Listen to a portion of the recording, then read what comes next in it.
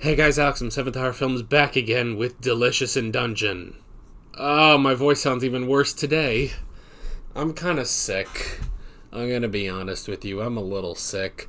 Yesterday I recorded everything else for the week, but I didn't have time to finish Delicious in Dungeon, so I'm doing this today. And my voice actually sounds a little bit worse than it did yesterday, so that's great. That's just peachy, ain't it?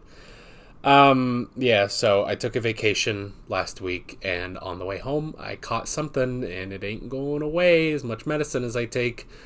It's mainly just a stuffy nose and a sore throat, but that's about it. But still, that's just enough to be irritating on video, because this episode you're going to be hearing a lot of, and so I'm sorry if that sounded gross. I will try to cut those out where I can. So yeah. Last time around, though, the gang fought the Red Dragon in Red Dragon Part 1. And they defeated the Red Dragon. They did manage, through some difficulties, they did manage to kill it. Got inside and could not find Fallon in the dragon's stomach at all. And when they went to a different part of the dragon, I think it was like where the fuel is stored for its fire breath, they did seem to find the hair of a young woman and potentially her skull too, so this may be the end of Fallon, but we'll have to see. Yeah. You know what I need? I need Senshi to, like, cook me up a nice oatmeal, you know? Like, I need that, like monster food for when you're sick. That's what I need, probably. Granted, I just had breakfast anyway, so I don't know. Do I have oatmeal? I should probably know that, and I should probably be eating oatmeal to, like, help my throat. So, anywho, and if you're wondering why I'm not just, like, not recording because I'm sick, I mean, it's basically just, I have to record, you know? We took last week off. I can't take off 2 weeks just because I'm sick. Welcome to the life of a YouTuber. I can't just take off because we're sick. Oh, we sound so terrible, don't we? But, oh well, I'll be fine. We'll just, I just may not be yelling as much as other episodes. Which, who knows, maybe for some of you that's an improvement, actually. So, with that said, the reaction is down in the description and in the pinned comment for your viewing pleasure. So let's go ahead and jump right into this episode of Delicious in Dungeon. Here we go.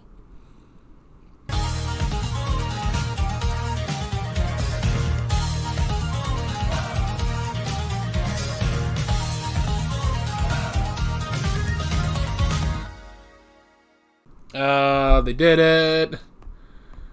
They did it. They got Fallon back, and she's totally fine. Nothing wrong with her whatsoever.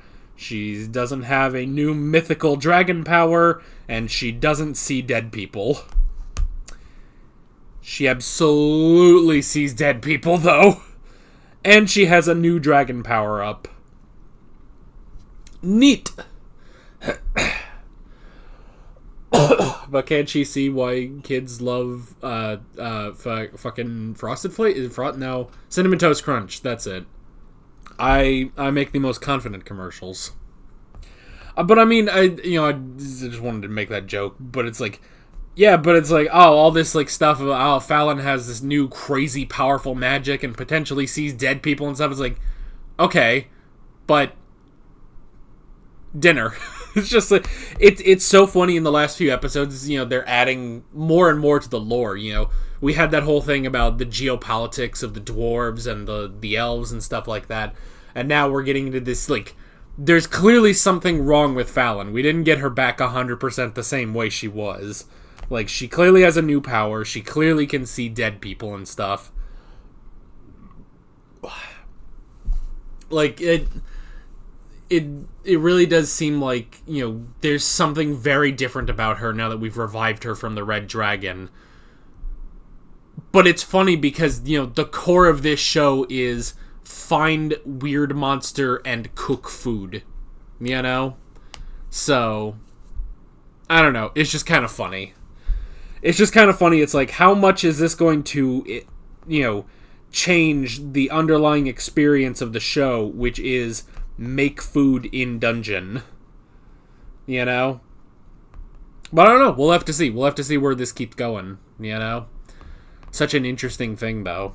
Such an interesting thing. I mean, it's really a thing of, like, because, like, it's fascinating seeing more lore and world building because this show has such a kind of focused premise, you know?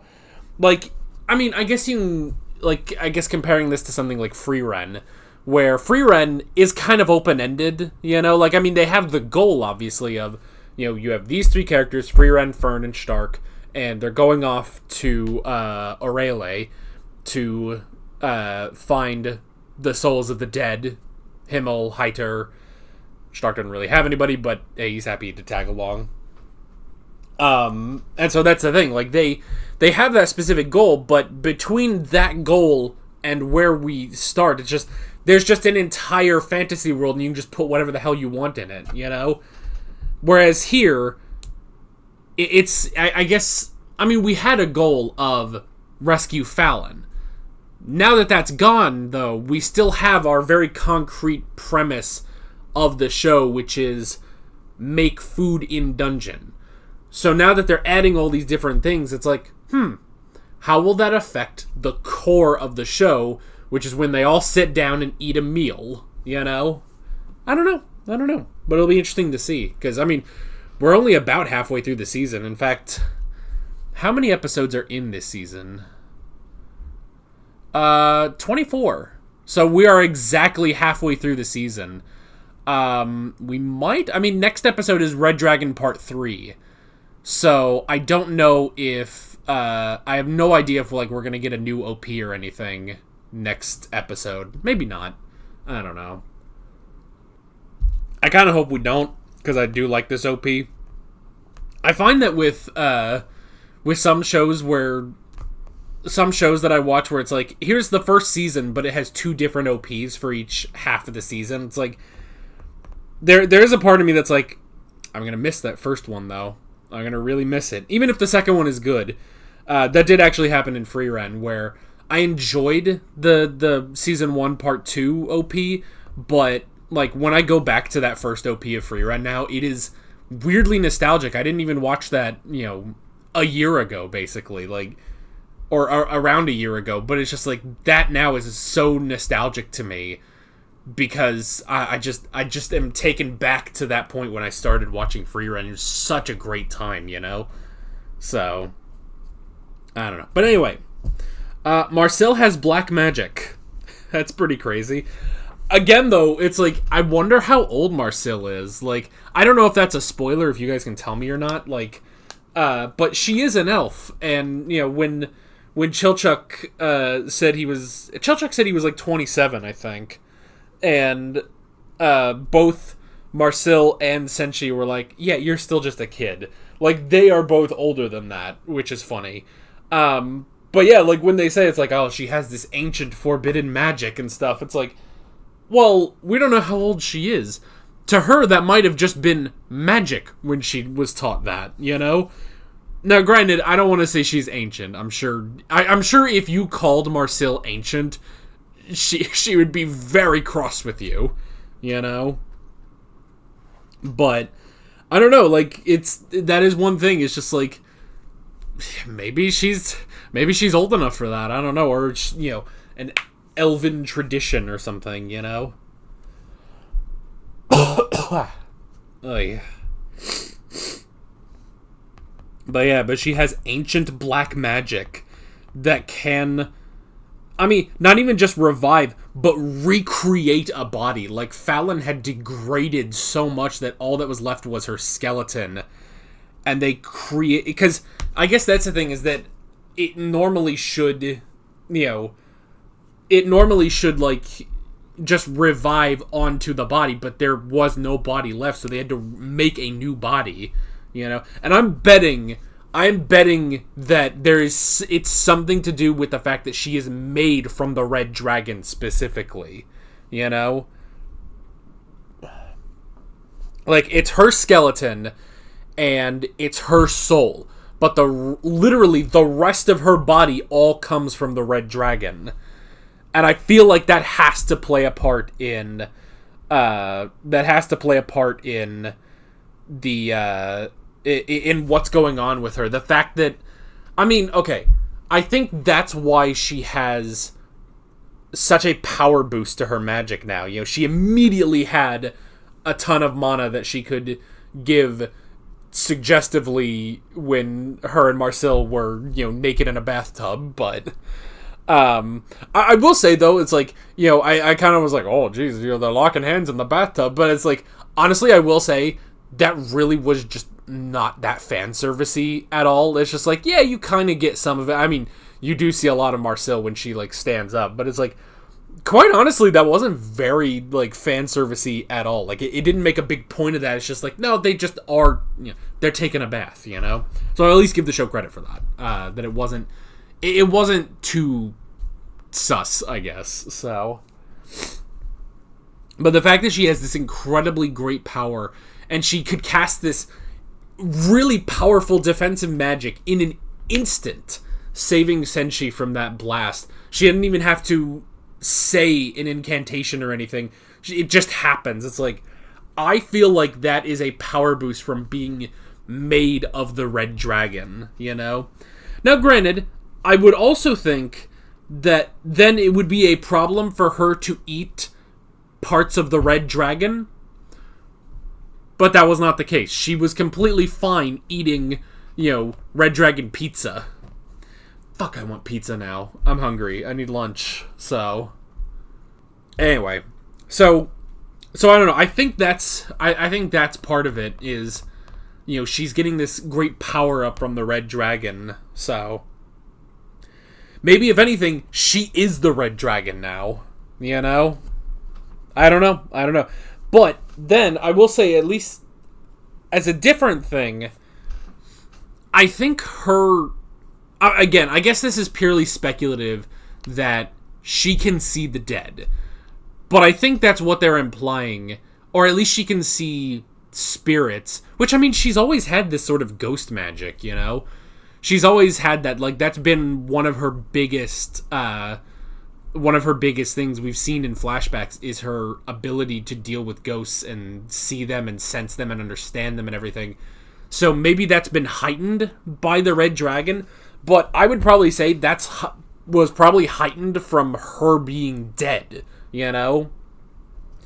Like, she spent so long as a spirit before she was finally revived in her new body that it's like, I'm willing to bet that's part of it, that she now has this, like, deeper connection with the dead, with spirits. So, I honestly, you know, when we started this show, I didn't think I'd be talking about stuff like this, you know? I thought we were just going to be like, oh, look at this, isn't this fun? Look, they made a meal, I'm hungry, and then I go eat lunch, you know?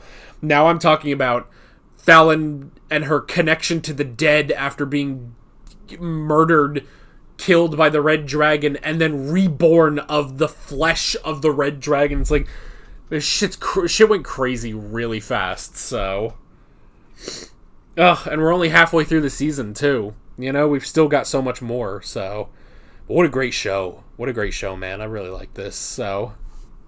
And then I do like... Because I was also thinking, like, okay, but is she gonna be actually Fallon? Like, everything went well? And so far, it does seem to just be her, you know?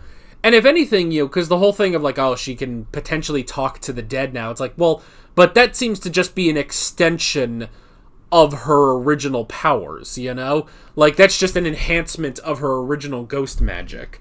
So, if anything, she is still Fallon. We'll have to see if any problems crop up from, you know, being born of black magic and the body of the Red Dragon, you know? But if not, I mean, she does seem to just be Fallon, you know? And I like that when they tell her, like, yeah, we've had to be resourceful, so we've been eating monsters. We've been cooking and eating monsters.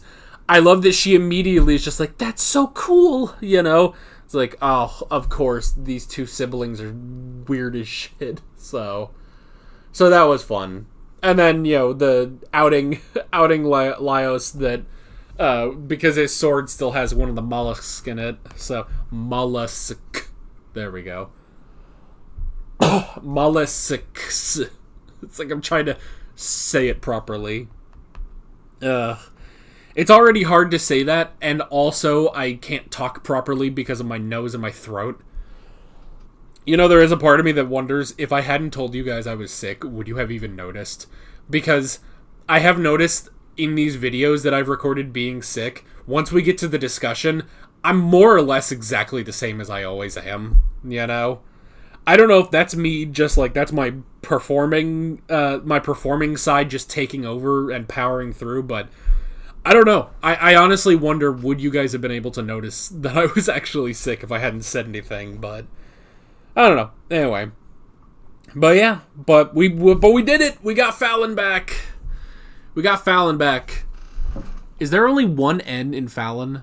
There is. I've been putting 2 N's this whole time. There's only one L in Fallon. So, but we didn't take the L here. That's what the kids say. So, to wrap up, actually, this, we're pretty much done with the discussion, but I wanted to just put this out there. This is the end of this notebook, this episode, actually. So, this notebook, sometimes, I generally like to do this. I have no idea. I mean, I'd have to just go look at all my other notebooks. I have all the notebooks I've had since I started taking notes on, on these videos. So I just wanted to make note of it here. So this notebook started with classic Doctor Who season 12 episode serial 4, which is a redux. So that's Genesis of the Daleks part 1, basically. So if you go back to my video, Genesis of the Daleks parts 1 through 3, redux specifically, that is when I started this notebook. We also, what else did we have? We had the Obi-Wan show. We had Prison Break. Good lord, that was so long ago. Prison Break, season 4, episode 7. CB, what was CB? It had a zebra in it, apparently. What the hell was CB? I can't even remember. But Better Call Saul, season 4, episode 3. JoJo, part 5, episode 9. Full Metal Alchemist Brotherhood, episode 30. Good lord. That was on that first page. What was CB? What was CB? I can't even remember. Because I saw that, I was like, Chainsaw Man? It's like, no, Chainsaw Man doesn't have a B in it. So what was CB? I should know this. I should know this. Here, let me go look. None of this, by the way, you can stop the video if you're not interested in this whatsoever. I just wanted to know. So, CB would have been CB episode 6. No reward. Kid ring. 0. Oh, Cowboy Bebop. That's what CB is. It's Cowboy Bebop, of course. Sorry, I just completely forgot Cowboy Bebop. But yeah, that's where this started. We got, on the second page, we got Stranger Things season 4, episode 1. So, and this notebook ends with the ending of Doctor Who season 15, the middle part of Doctor Who season 4 that we do. Episodes 50 through 55 of Black Clover, The Sopranos, season 5, episode 5 through 7, and Delicious in Dungeon, episodes 10 through 12. And that's where we're ending this notebook. So, just a quick thing. Probably wasn't quick. I probably talked for too long about that, but that officially is the end of this notebook, which doesn't matter really in the slightest, but I like these, and I keep all of them, so next week, not even next week, in a couple days when I do Doctor Who Modern 410, which is midnight when we do that, that'll be the start of the next notebook. So yeah, I just like to document that a little bit when I get to that. Hopefully you guys that weren't interested already clicked off, so yeah. But that is basically it. With all of that being said, I'm Alex from 7th Hour Films, and I will see you guys next time. Take care. Alright guys, thanks for watching this video. There's a bunch of links on screen if you want to go click around any of those. There's a playlist with all of my Delicious in Dungeon reactions, as well as another video you can go click on if you want. There's also a subscribe button and a Patreon button on screen, as well as other links in the description if you want to go check out any of those. See you guys later.